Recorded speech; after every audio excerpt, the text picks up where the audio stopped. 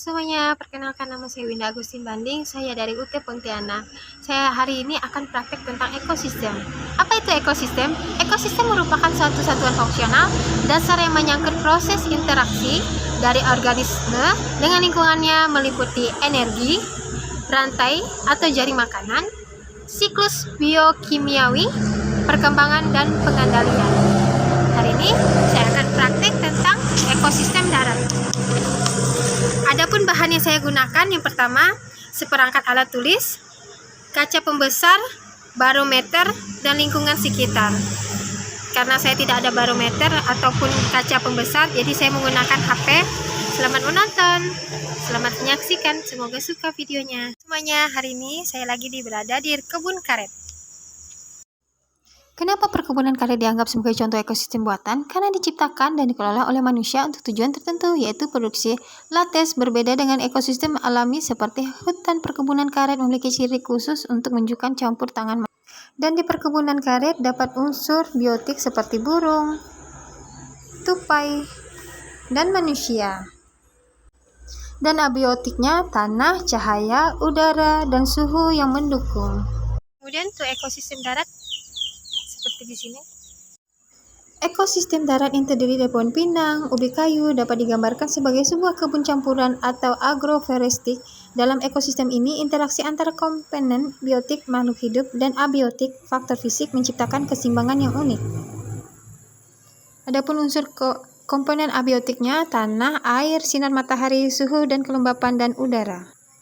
Semut merupakan predator alami yang memangsa banyak jenis serangga termasuk beberapa hama tanaman. Kehadiran semut dapat membantu pengadilan populasi hama di sekitaran pinang dan ubi kayu.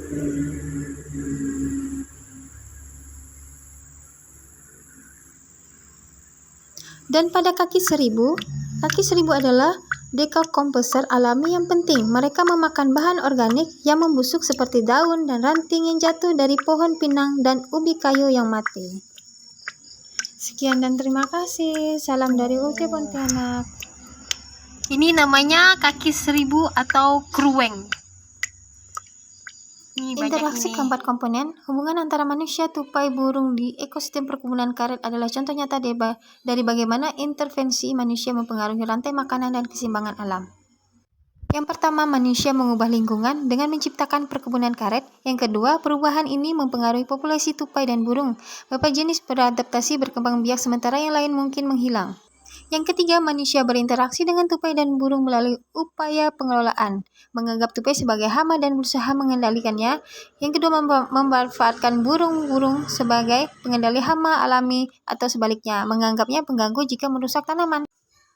Yang keempat, tupai dan burung memberikan umpan balik terhadap ekosistem yang dikelola manusia, baik dengan merusak hasil panen tupai atau membantu mengendalikan hama sebagai burung. Secara keseluruhan, ekosistem perkebunan karet menunjukkan dilema antara tujuan ekonomi manusia dan keberlanjutan ekologis. Pengelolaan yang kurang tepat dapat menciptakan ketidakseimbangan, sedangkan praktik agroforestry menanam karet dengan tanaman lain dapat meningkatkan keanekaragaman hayati dan meniru ekosistem hutan yang lebih alami. Rangkaian interaksi dalam ekosistem ini membentuk sebuah siklus yang saling terhubung. Yang pertama, manusia menanam dan memelihara pinang dan ubi kayu. Yang kedua, pinang dan ubi kayu tumbuh dengan menyerap nutrisi dari tanah dan cahaya matahari. Yang ketiga, daun atau bagian tanaman yang mati jatuh ke tanah dan menjadi makanan bagi kaki seribu. Keempat, kaki seribu mengurai sisa-sisa organik membantu menyuburkan tanah. Yang kelima, semut juga ikut serta dalam proses penguraian, memangsa serangga lain dan membantu penyuburan tanah. Yang keenam, tanah yang subur karena aktivitas kaki seribu dan semut akan mendukung pertumbuhan pinang dan ubi kayu yang lebih baik. Yang ketujuh, pada akhirnya manusia memanen hasil dari pinang dan ubi kayu. Jika salah satu komponen terganggu seperti penggunaan pestisida yang berlebihan, populasi semut dan kaki seribu bisa berkurang. Hal ini akan mengurangi kesuburan tanah dan keseimbangan ekosistem, yang pada akhirnya dapat mempengaruhi hasil panen pinang dan ubi kayu. Dengan demikian, keseimbangan ekosistem sangat penting untuk memastikan keberlanjutan produktivitas. Sekian dan terima kasih.